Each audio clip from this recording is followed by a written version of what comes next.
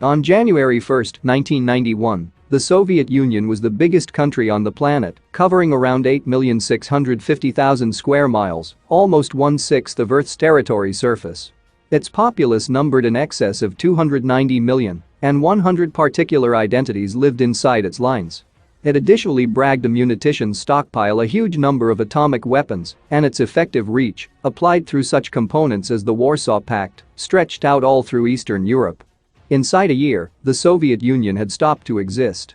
While it is, all things considered, difficult to pinpoint a solitary reason for an occasion as intricate and sweeping as the disintegration of a worldwide superpower, various inside and outer elements were absolutely having an effect on everything in the breakdown of the USSR. Let's look at the factors that played an important role in the collapse of the Soviet Union. Don't forget to subscribe to the channel and like the video. The political factor. At the point when Mikhail Gorbachev was named General Secretary of the Communist Party of the Soviet Union on March 11, 1985, his essential homegrown objectives were to kick off the hopeless Soviet economy and to smooth out the unwieldy government organization. At the point when his underlying endeavors at change neglected to yield critical outcomes, he established the approaches of glasnost and perestroika. The previous was planned to encourage discourse, while the last acquainted semi-unregulated economy approaches with government-run businesses. Maybe than starting a renaissance in communist idea, glasnost opened the conduits to analysis of the whole Soviet contraption. The state failed to keep a grip on both the media and the open arena, and majority rule change developments acquired steam all through the Soviet coalition. Perestroika displayed the most exceedingly terrible of the industrialist and socialist frameworks. Value controls were lifted in certain business sectors, yet existing administrative designs were left set up, implying that communist authorities had the option to stand up against those approaches that didn't profit them actually.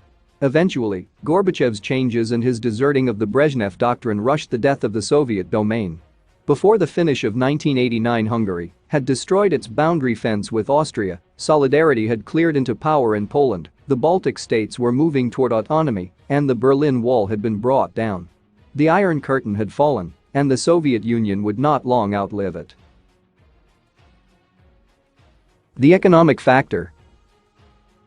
By certain actions, the Soviet economy was the world's second biggest in 1990, however deficiencies of customer merchandise were normal and accumulating was ordinary.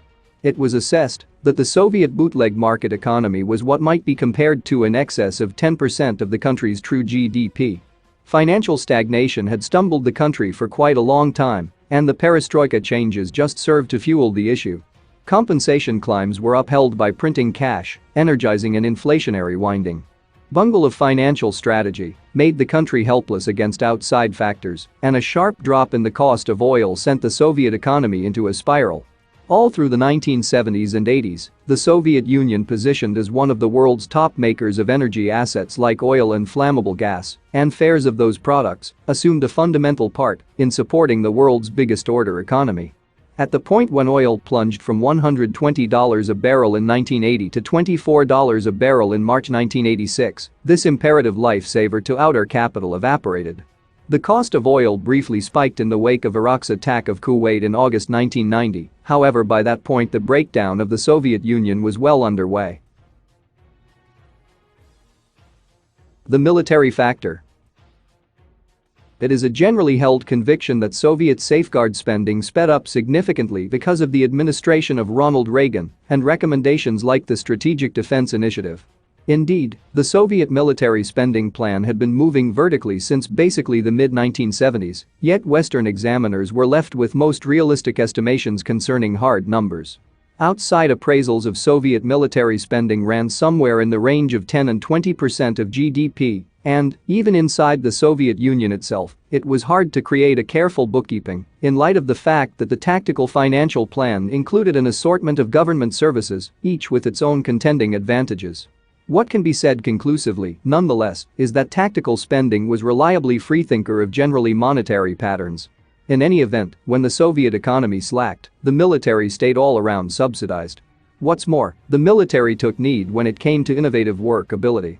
Mechanical pioneers and would-be business visionaries who might have helped support Gorbachev's fractional progress to a market economy were rather piped into safeguard ventures. The social factor.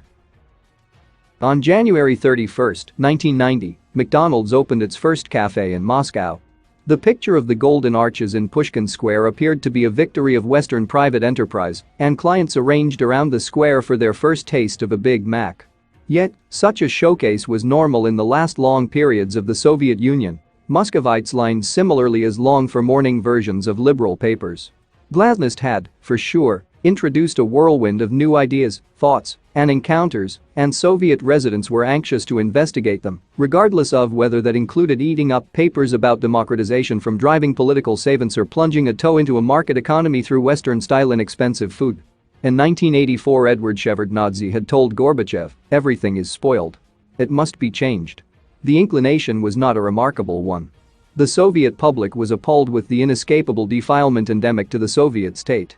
Gorbachev's objective with Glasnost and Perestroika was nothing, not exactly a change of the Soviet soul, another minimal between the Soviet system and its kin.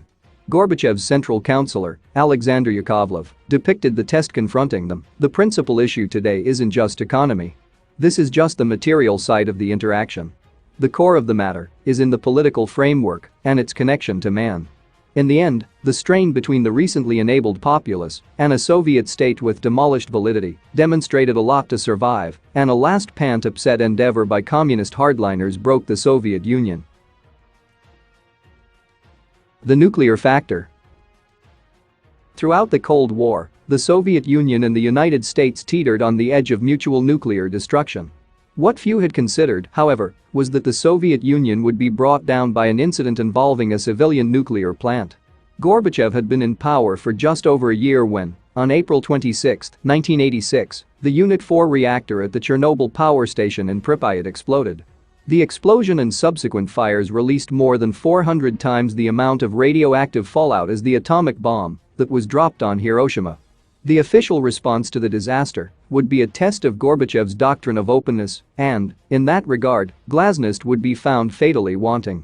Communist Party officials acted quickly to suppress information about the severity of the disaster, going as far as to order that May Day parades and celebrations in the affected area should proceed as planned despite the known risk of radiation exposure. Western reports about the dangerously high levels of wind-transported radioactivity were dismissed as gossip, while apparatchiks quietly collected Geiger counters from science classrooms. Workers were finally able to bring the radiation leak under control on May 4, but Gorbachev did not issue an official statement to the public until May 14, 18 days after the disaster. He characterized the incident at Chernobyl as a misfortune and pilloried Western media coverage as a highly immoral campaign of malicious lies. Over time, Communist Party propaganda was increasingly at odds with the daily experiences of those in the contamination zone who were dealing with the physical effects of radiation poisoning. Whatever trust remained in the Soviet system had been shattered. Decades later, Gorbachev marked the anniversary of the disaster by stating, "Even more than my launch of Perestroika, Chernobyl was perhaps the real cause of the collapse of the Soviet Union 5 years later." Thanks for watching the video. Don't forget to subscribe to the channel.